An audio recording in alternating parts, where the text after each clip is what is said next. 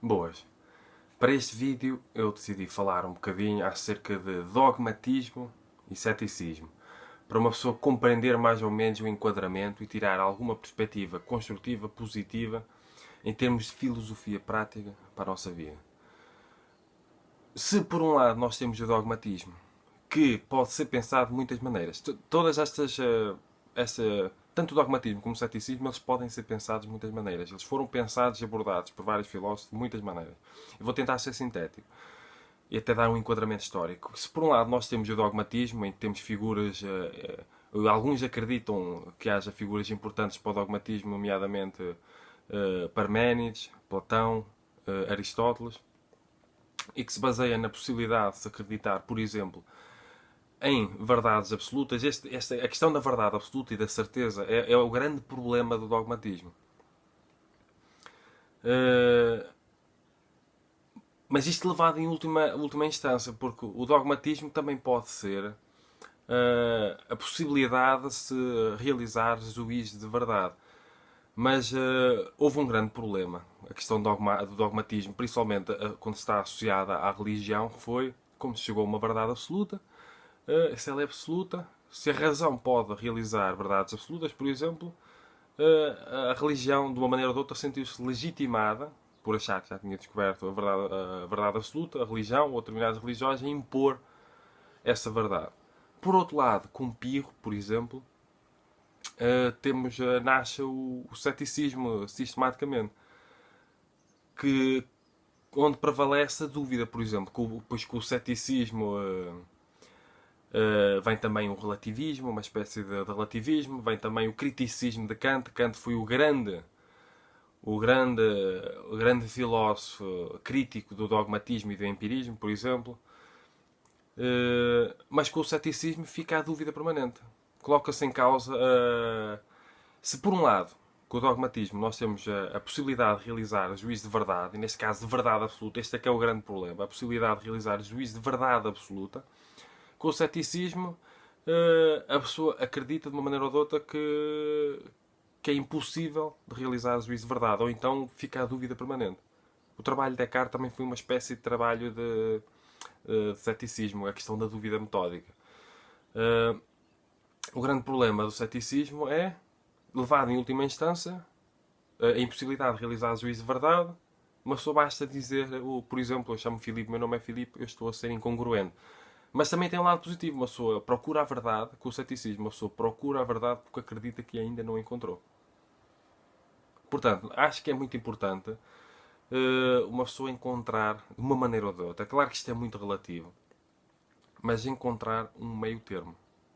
Procurar o lado positivo, construtivo e produtivo do dogmatismo, mas um bocado distante da questão da verdade absoluta, porque se uma pessoa acredita na verdade absoluta, uma pessoa deixa de estar aberto para outras hipotéticas verdades, ou para ver uma verdade mais verdadeira relativamente àquilo que uma pessoa acredita ser verdade até então. E quando eu falo no meu trabalho nos princípios fundamentais para a verdade, o princípio filosófico serve para uma pessoa ter a humilde dúvida, serve para uma pessoa ter a abertura consciencial, admitir possibilidades, neste caso, admitir a possibilidade de existência de uma verdade mais verdadeira relativamente àquilo que uma pessoa acredita ser verdade até então. Portanto, estes princípios filosóficos têm uma espécie de enquadramento, eu poderia dizer cético, poderia dizer crítico, posso dizer muita coisa. Mas a grande questão é ele incentivar a liberdade, curiosidade e independência intelectuais. Incentivar a abertura consciencial e a admissão de possibilidades. Incentivar a humildade de uma maneira ou de outra. A necessidade de nós questionarmos e colocarmos em causa todas as crenças que nós temos. Porque depois, com o dogmatismo, está também associada a mera opinião. A doxa. Então eu acho que é muito importante nós encontrarmos um meio termo. Um equilíbrio, algo que potencie a evolução da nossa consciência entre o lado positivo do dogmatismo, que em que uma pessoa não chega ao ponto, uma pessoa acredita na possibilidade de realizar juízo de verdade, mas cuidado com as verdades absolutas. E o lado positivo do ceticismo, que é admitir a possibilidade de existir uma verdade mais verdadeira relativamente àquela verdade que eu acredito até então. Haver aquela dúvida, o espaço para a humilde dúvida, para colocar em causa as verdades que eu acredito, que eu recebi muitas vezes enquanto dogmas. Porque houve, Quando uma pessoa pensa em dogmatismo, a grande associação é religiões, de uma maneira ou de outra. A questão das verdades absolutas. E que poderá ser um problema. Principalmente quando uma pessoa olha para a história e percebe que o que é que levou as barbaridades que foram cometidas por causa dos dogmas.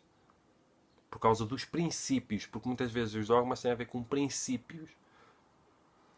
Portanto, um meio termo. Acho que é um equilíbrio, acho que é uma coisa muito importante. Uma pessoa. E uma pessoa, até com o criticismo da crítica da razão pura de Kant, uma pessoa compreenda. Eu acho que é importante. Eu acho que Kant é um dos grandes génios da humanidade e é muito importante uma pessoa estudar Kant, nomeadamente a crítica da razão pura, mas não só. Que é para uma pessoa. Porque o trabalho de Kant veio resolver, entre aspas, de uma maneira ou de outra, as questões, o conflito que existia entre racionalistas em termos de filosofia do conhecimento, em termos de origem do conhecimento. A filosofia racionalista e a filosofia empirista, que tudo teria como base a experiência de uma maneira ou de outra. E também as relações entre, de uma maneira direta ou indiretamente, as relações entre dogmatismo e ceticismo. Aí está o criticismo. Uma pessoa não deve acreditar numa verdade sem que a coloque em causa de uma maneira ou de outra, sem a questionar. Sem passar por um critério exigente de investigação, de estudo, de análise, de enquadramento da lógica, perceber o sentido. E é muito importante nós termos em aberto as questões. Não nos fecharmos, porque a questão do dogmatismo muitas vezes tem uma relação muito grande com a questão do apego intelectual e do bloqueio intelectual. Uma pessoa fica tão apegada a dogmas, tão bloqueada, que não sai dali. E mesmo que apareça alguém que demonstre as incongruências das minhas crenças relativamente à verdade, aos dogmas que eu tenho, quando uma pessoa está muito apegada e bloqueada intelectualmente, a pessoa não quer ver. A pessoa não quer abrir mão das suas crenças, que a pessoa está apagada. Este é o grande flagelo das verdades absolutas e daquilo que acredita ser o dono da razão. Já descobriu a razão. Já descobriu a verdade absoluta. Portanto, só ele é que está certo, muitas vezes. Então, é superior tudo aquilo que é. Se uma pessoa já descobriu a verdade absoluta, todas as outras propostas de verdade são necessariamente inferiores, de uma maneira ou de outra. É prioristicamente inferiores. Portanto, a questão do dono da razão, aquilo que acredita na verdade absoluta, aquilo que já sabe tudo o que é preciso para poder elevar a condição das suas crenças à verdade absoluta. Se é verdade absoluta, é absoluto, é total, é finalizado, é resolvido. Todas as outras crenças em verdade são necessariamente inferiores, porque essa já é absoluta. Se a outra é diferente, é inferior necessariamente. Porque para ser absoluta como a minha, tem que ser igual à minha. Portanto, se não é igual à minha, não poderá ser absoluta. Portanto, condição de alteridade é condição de inferioridade. Este é o grande problema do dogmatismo. A pessoa acreditar que já encontrou uma verdade absoluta.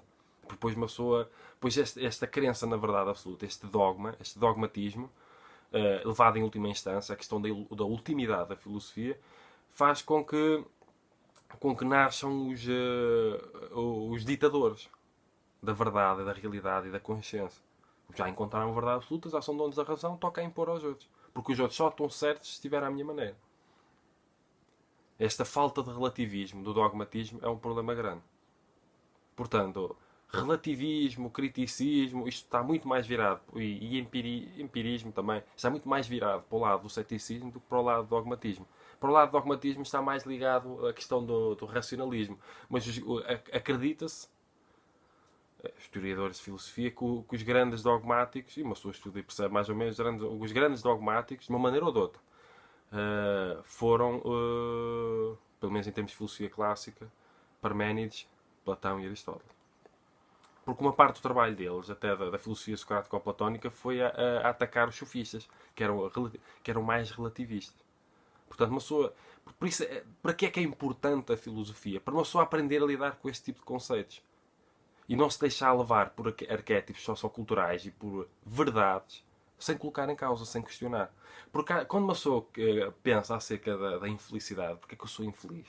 Que escolhas é que eu tenho, que crenças é que eu tenho que me levam à infelicidade? Uma pessoa deve colocar em causa todas as crenças que tem, filosóficas, sem se aperceber, ideológicas, que levam à infelicidade. Porque às vezes são as nossas crenças filosóficas que nos levam à infelicidade, de uma maneira ou de outra. Da importância da consultoria filosófica, da importância dos conhecimentos de filosofia prática e dos conhecimentos de filosofia em termos clínicos, que é em termos terapêuticos. A filosofia clínica é a utilização da filosofia em termos terapêuticos, de uma maneira ou de outra, para ajudar as pessoas a serem felizes. a harmonizarem-se de uma maneira ou de outra. Uma das formas que eu encontro sistematizada de filosofia clínica e de filosofia prática é o budismo. O budismo, o taoísmo. Por vezes tem várias variantes, várias vertentes, várias correntes, mas são formas de filosofia prática e clínica de uma maneira ou de outra. Se uma pessoa estudar a fundo budismo e taoísmo, uma pessoa vai compreender isso de uma maneira ou de outra. Portanto, verdades absolutas, muito cuidado com elas. Mas ao mesmo tempo, acreditar na impossibilidade, que é o ceticismo levado em última instância, acreditar na impossibilidade de se realizar o juízo de verdade, também uma pessoa abre a boca para dizer uma coisa, está a ser incongruente. Portanto, encontrar um equilíbrio, um meio termo. Estas foram discussões muito realizadas em termos de filosofia moderna, filosofia contemporânea também de uma maneira ou de outra, e filosofia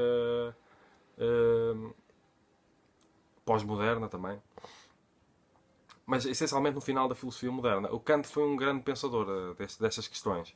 Uma pessoa que quer aprofundar estas questões de uma maneira ou de outra, se estudar Kant, nomeadamente a filosofia, a crítica da razão pura, o seu criticismo, poderá enquadrar melhor o seu pensamento. Porque é importante estudarmos o trabalho de outras pessoas para melhorarmos o nosso trabalho. Mas não ficarmos apegados, isto é o meu entender, não ficarmos apegados a ídolos e a autoridades. Uma pessoa tem de aprender a valorizar a sua singularidade de pensamento, a sua liberdade intelectual, para não se tornar escrava de sistemas ideológicos decadentes e não se tornar escrava de outros filósofos. Aprender a ter a opinião própria de uma maneira ou de outra. E não ter medo de pensar de forma diferente. Porque às vezes nós ficamos muito apegados a autoridades filosóficas e ídolos filosóficos por causa do medo da rejeição. Temos medo de pensar de forma diferente. E quando pensamos demasiado apegados a outros filósofos, sentimos mais apoiados, mesmo de forma inconsciente. Mas nós temos de aprender a valorizar a nossa singularidade. Todos nós somos génios potenciais. Se aprendermos a não ter medo, principalmente aprendemos a não ter medo de ser rejeitado pelos outros. Aprender a valorizar a nossa singularidade, a nossa identidade, a nossa essência e a não ter medo de pensar de forma diferente. E não ter medo do rótulo do maluco e do rótulo do ridículo. Porque todo aquele que abre a boca para dizer algo diferente tem de aprender a correr o risco de poder ser rotulado de maluco ou de ridículo. E este medo da rejeição é o que faz com que as pessoas se bloqueiem muitas vezes intelectualmente e fiquem apagados a determinadas crenças, a determinados sistemas ideológicos. Porque é mais fácil pensar como maiorias, pensar como massas, pensar como autoridades e pensar como ídolos. E fica aqui uma pequena reflexão filosófica que começou com o enquadramento do dogmatismo e do ceticismo e que foi levado para outros caminhos, no meu entender, também importantes. Portanto, se gostarem deste vídeo ou dos meus vídeos no sentido geral, subscrevam o canal, comentem, partilhem, ponham like, porque é importante para fazer crescer o canal. Se quiserem mesmo contribuir para o crescimento e sustentabilidade, tornem-se patronos em patreon.com/Filipe Ferro Calhau e eu ponho isso na descrição por norma, portanto, cumprimentos filosóficos.